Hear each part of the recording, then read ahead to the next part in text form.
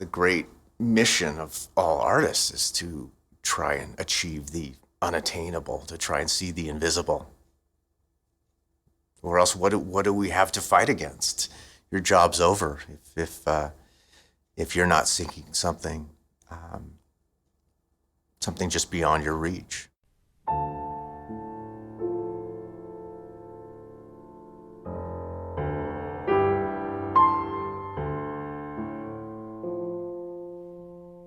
Architecture seeks something higher. It seeks something that invigorates people and stimulates interactions between people and leads people to lead more rewarding, productive lives. That's architecture at its best. Anything with walls and a roof is a building, but architecture is beyond that. It's really about tuning into the human spirit, and it's connecting with the DNA that we all have as people, and we all appreciate light and color and texture. That's the way we're wired.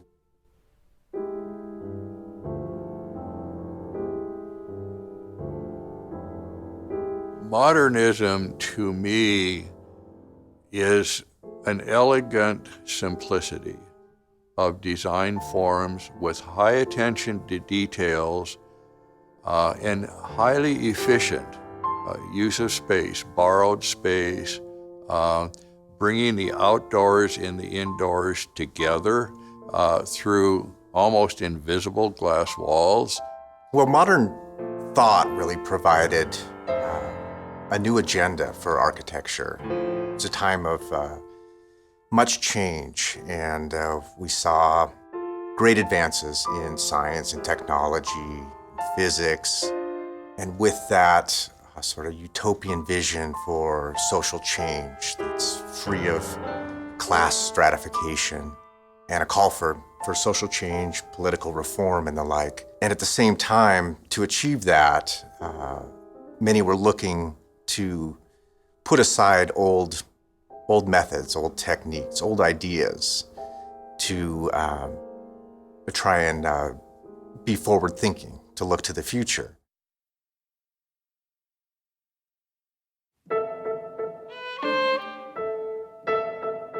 You have to start with the Bauhaus. It began in Germany in 1919. The movement was a departure from the standards, architectural standards in Europe up till that time. And it went counter to what Hitler believed and what he was trying to promote in Germany. Bauhaus movement didn't fit in with Hitler's plans. He considered it decadent, and so they put pressure on him, and Bauhaus had to leave. And it took root in Cambridge at Harvard, in the person of Walter Gropius. So we have Bill Trogdon and Bruce Walker and Royal McClure all studying under Gropius and bringing these ideas to Spokane.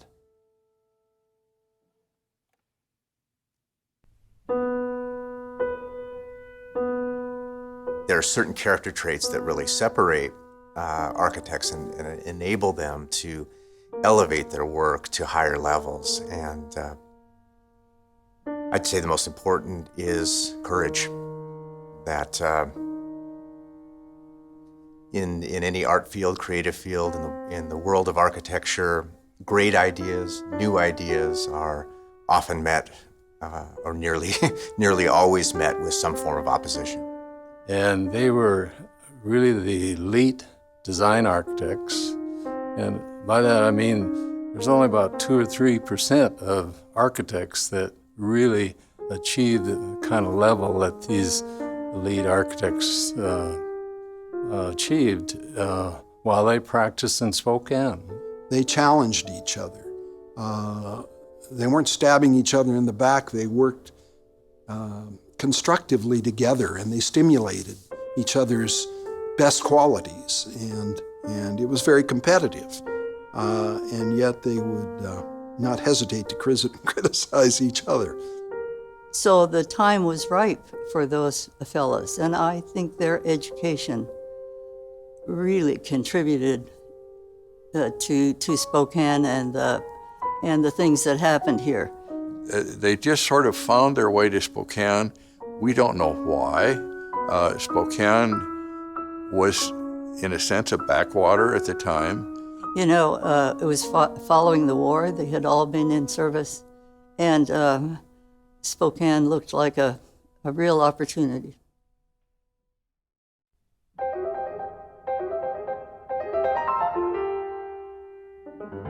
Well, being a young architect, not long out of school when I worked for them, it seemed to me to be what you might characterize as an ideal partnership. I think, without the exception that Royal McClure was the strong designer of the two, both were very good. But I think the work we were doing at that time was really, from a design standpoint, was being directed by Royal, and that Tom was, I think, acquiescing to him. However, Tom's ability as a visionary to look ahead and see things, I think, was a very important part of that relationship. The open plan was really attractive to me. We had not lived in that sort of thing before, but you know, the living room, dining room, kitchen it's all one large connected space, and still is, even though we remodeled it several times. Light, light, light, light. It is wonderfully light.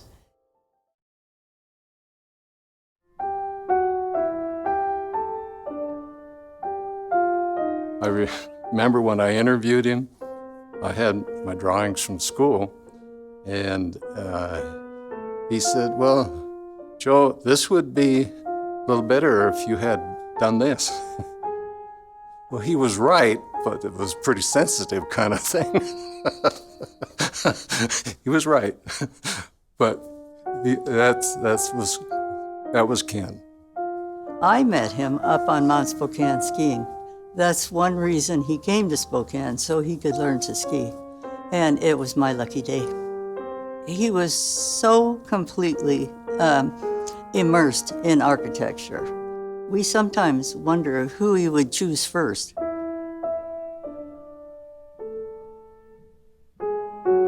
Architecture was really his life. And when he came to Spokane and saw what we were doing to the river, it really gave him the impetus to do something. He invited Richard Neutra to come and see the river, and and I can quote you what Mr. Neutra said. He said, "You have a beautiful river here, but oh, how you folks have abused it."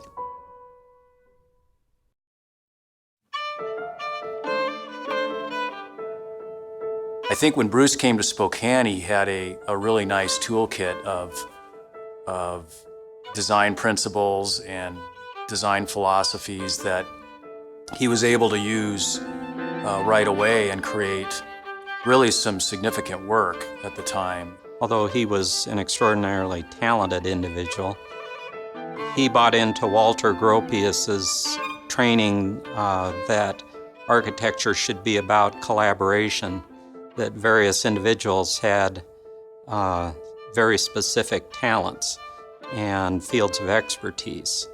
And so Bruce, when he created a firm with John McGough, created a firm that built upon that idea of collaboration. They wanted to attain perfection.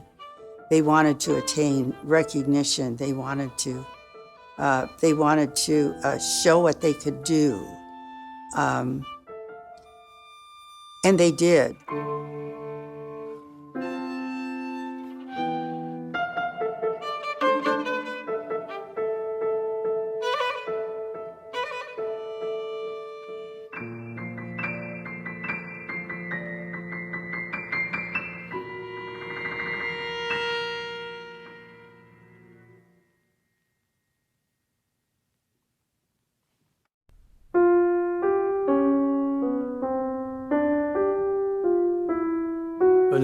Another building that came along later that was the Unitarian Church that was, again, I think, a very interesting project that was developed, Royal McClure working in partnership with Moritz Kundig, who was an employee of our firm at that time.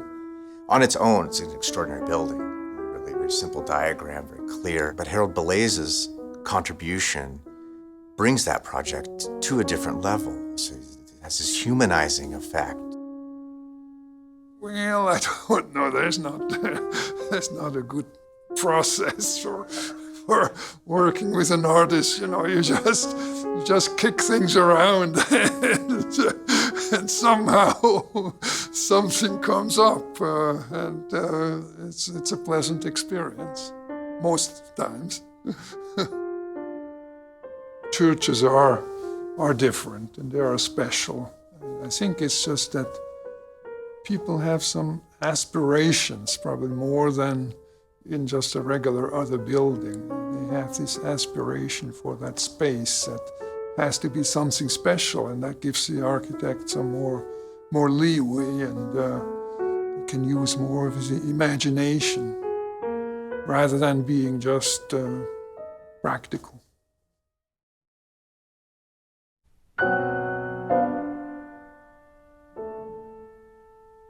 One of my professors at Idaho was Bill Trogdon. He came in and was a visiting professor. Great teacher, great architect. Well, Dorothy Trogdon would be another individual that was trained at Harvard.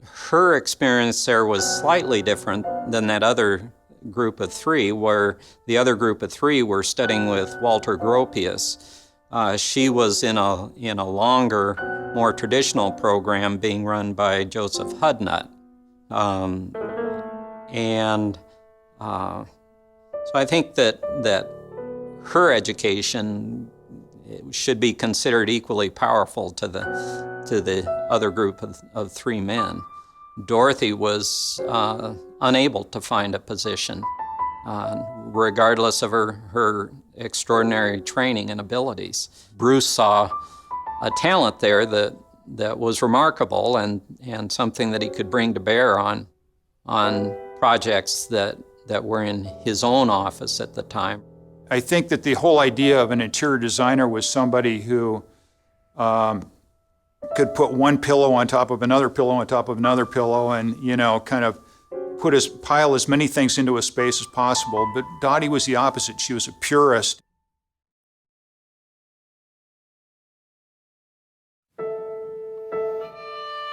Growing up in a house that Bruce Walker designed was a unique experience. The fact that the house was so much involved with the space around it, the exterior, almost like a park-like setting, but it really, what to me was unique about it, it brought the outside in.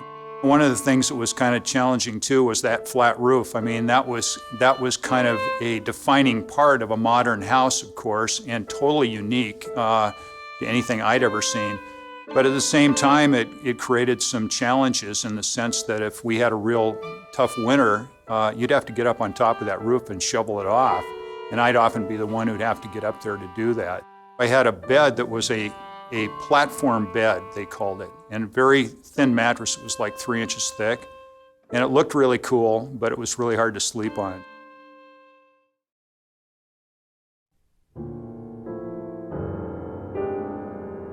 Joel was able to develop within the patrons of architects, people that were commissioning architects, he was able to develop an appreciation for contemporary design and an understanding of the richness and breadth of contemporary design. And it's a certain sense of audacity and fearlessness that I think created the mentality, the mindset of my father and my mother.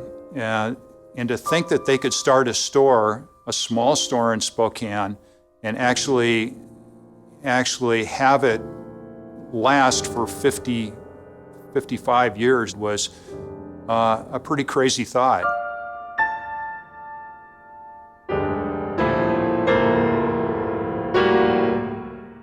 I think if the Washington Water Power Project had been awarded to the establishment, in the architectural establishment in Spokane at that time, it would have been a very different building. It would not have been the building that it turned out. Here was an opportunity to develop not just a building or even a group of buildings, but a whole campus. And it involved landscape design as well. Well, they went to the top for landscape design, and they went to Lawrence Halprin.